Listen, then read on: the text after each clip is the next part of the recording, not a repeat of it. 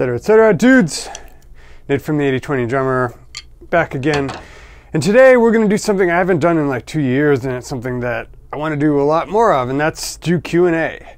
So, super briefly, who am I? I'm Nate. This channel is called the 80/20 Drummer. What I do is deconstruct drum issues that are interesting both to me and to the audience. I've favored what I happen to be working on and what I'm interested a lot lately, so I decided to turn it over to you guys. Oh, by the way, if you want to see more of these videos, if you'd like to have them delivered right into your life, if you'd like to have them incepted into your timeline, just hit the subscribe button below. Okay, so with probably some cuts as I go rummaging in the Instagrams, I put out the call on Instagram last week to send me your questions.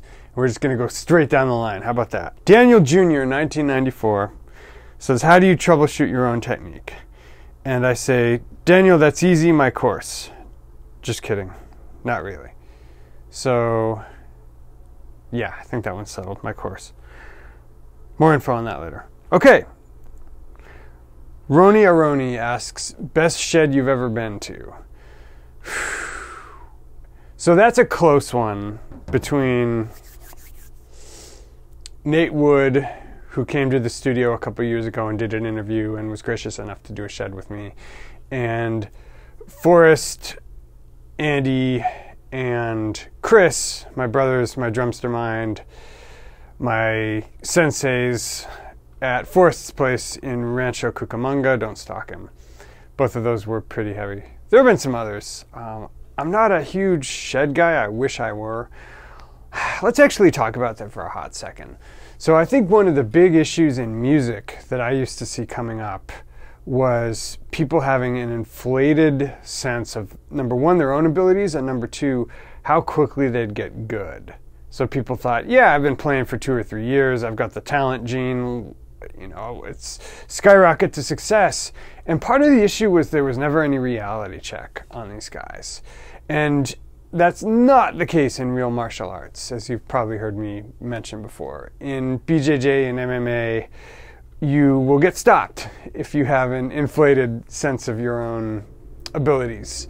And, you know, they also have the belt system, which is a little bit controversial. I guess they have something like that at Berkeley where they rank you on a scale of 1 to 5. But what the belt system lets you do in martial arts is it lets you feel good about how you're doing for your experience level.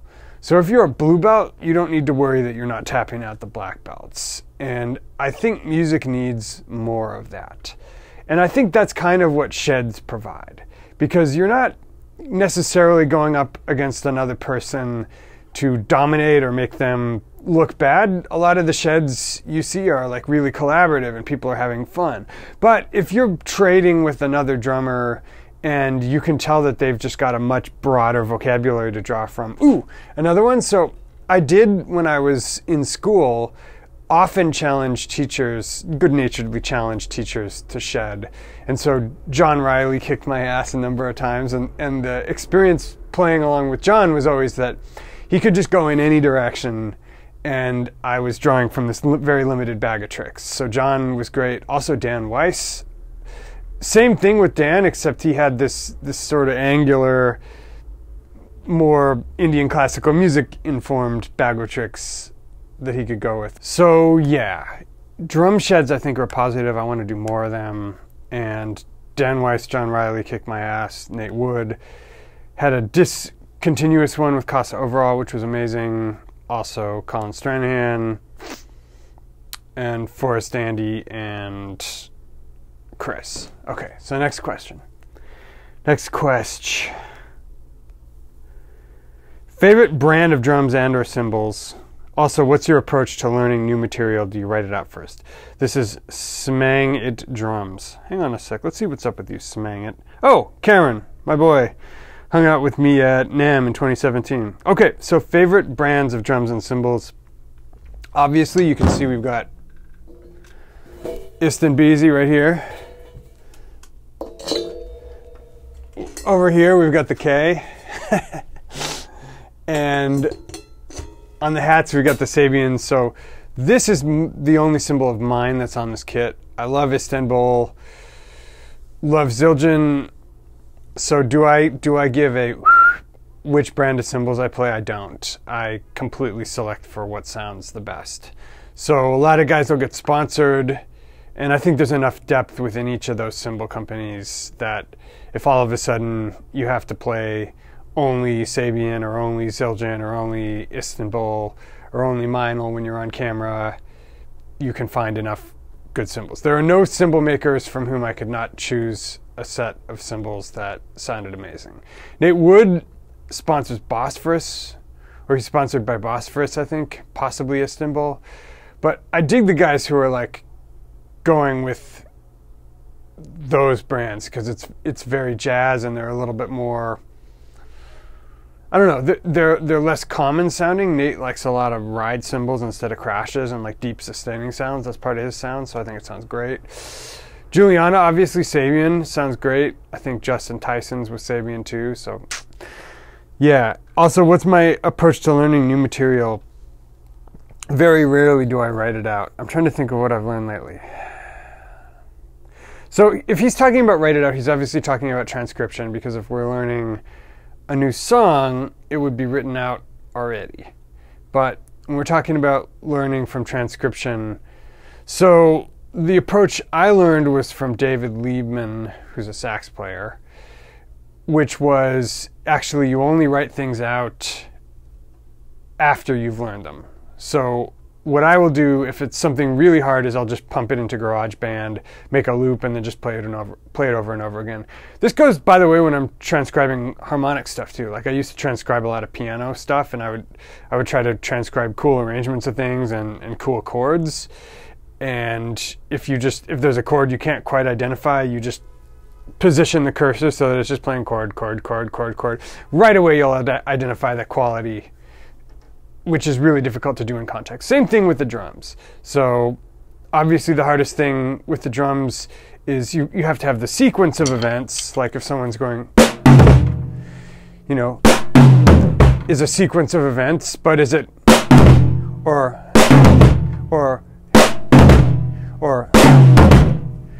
and where is that in relation to the beat? Is it 1, 2, 3, or 1, 2, etc.? Or is it 1, 2? Is it groups of 16th eyes triplets over a triplet bass, etc., etc.?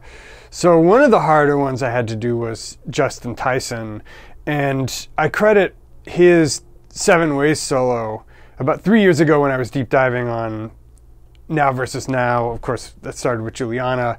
Justin took over the chair when Juliana left. And Tyson's approach to quarter note triplets, I think, was the beginning of incepting me in a big way of how I think of them. So instead of just like, Tyson would be playing like 3, 4.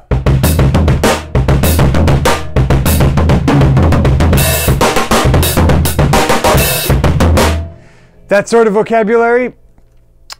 So yeah, what did I do with that solo? For a lot of it, I just bunched stuff up. So it was like a half second or even a quarter second, and repeated it over and over again, played along with it, then zoomed out the window on the GarageBand so that it was more of the lick, put it more in context. And only after I could play it would I ever worry about writing it. In a lot of cases, I don't even write it. I'll just send it to Chris. Shout out, Chris. One of the best transcription guys in the business. I say that with zero evidence except that he nails it every time. He's in a category of one as far as I'm concerned. But yeah, knowing how to write stuff down, far less crucial than knowing how to play it by ear. And knowing what the drummer or musician was intending to do. What they intended to do and what they accomplished. And especially with people like Elvin, those are sometimes different things. Except if you're in a different place than Elvin, you're wrong. Just remember that. Okay, moving right along. Matt Olson Music says, Nate, what's your favorite type of gig? Everyone's chasing the hustle and the best, or those All right, can you guys please write in good grammar? Everyone's chasing the hustle and the best, or those gigs are those that pay. think he means the best of those gigs are those that pay. But what's the gig or the project or jam you enjoy getting or look forward to? So I opted out of the system, bro, because this channel makes me a small amount of scratch, and it makes me 3 or 4 times as much as I would if I were gigging 5 nights a week for, say, $50 a gig. So I can do exactly what I want. And what I will say, I've probably talked about this before, is that one of the realizations I had was that a lot of my friends who had moved to New York to do music probably had one thing in mind when they moved to town. Maybe they saw a band when they were in high school or college, or maybe they met one of their musical heroes, or just got interested in the music from listening to records. But they probably didn't think they would be teaching music lessons at a storefront next to a nail salon and an Italian deli, 20 hours a week, spread out Tuesday mornings, Wednesday evenings, etc. They don't get paid if they don't show up, that sort of thing. And or playing Broadway shows, which can be a discipline all its own. But the things that people were doing to make money were not dovetailing with their original creative pursuits. And I think from visiting the West Coast and meeting some of these musical heroes in relation to this channel and another short-lived interview show I had before, kind of convinced me that the best musicians, the most creative musicians, were those who made it their job to produce creative projects. And so, of course, I have to shout out my friend Ben Wendell, my friend Nate Wood, which is flattering me to call myself their friend in both cases. But both of those guys extremely creative, and it seems like whatever else they're doing, they hollow out enough time that's their job. The Art of War thing, Stephen Pressfield, they make time to sit down and make their art every day. So whatever you're doing that will allow you to do that, and here's the slightly controversial thing. Yes, it's good to get some early experience playing gigs you hate, or gigs that it isn't what you would ideally do, but you're going to adapt to them because that's a skill and that'll broaden your mind. So things like cruise ships, the playing you do in school, restaurant gigs, whatever else you're going to do, maybe Broadway or off-Broadway shows. I think you want to get 5 or 6 years of that out of the way so that you become an adult about it.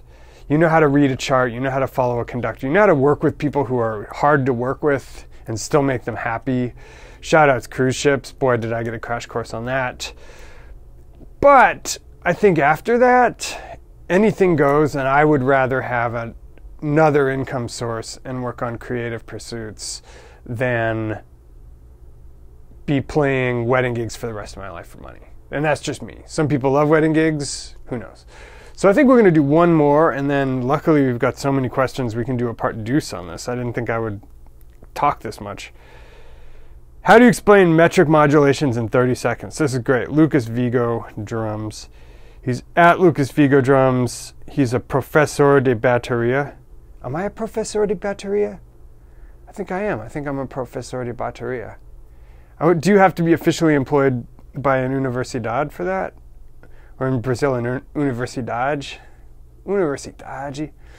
Feijoada. Caipirinha. Porra! Explain metric modulations in 30 seconds. Easy. 1, 2, 3, 4.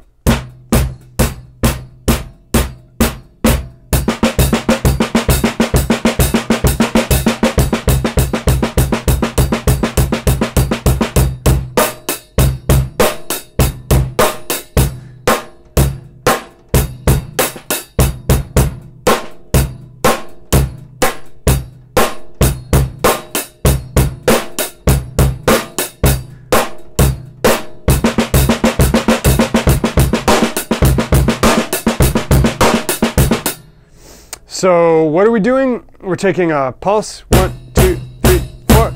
We're putting a superimposition over the top of that, triplets. And we're making a group of those triplets. We're grouping them in 4. So 1 triplet, 2 triplet, 3 triplet, 4 triplet, 1 triplet, 2 triplet, 3 triplet, 4 triplet. So,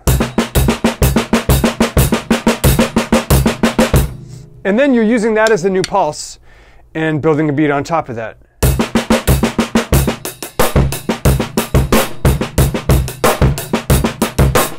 So when you have that construct in your head, you can modulate from one meter to another. And I've long believed that the best players are not guessing where the meters go. I'm going to have an episode coming out with my buddy Joel Turcotte very soon about modulating from 4 to 5, and I think he'll probably throw in another dimension of stuff. But one of the things I discovered about modulating from 4 to 5 is that there's a scientific subdivided way to do it, so that you're not guessing what goes where. Julian is also the king of that. About 2 years ago, I did a lesson on his whole thing where he would go.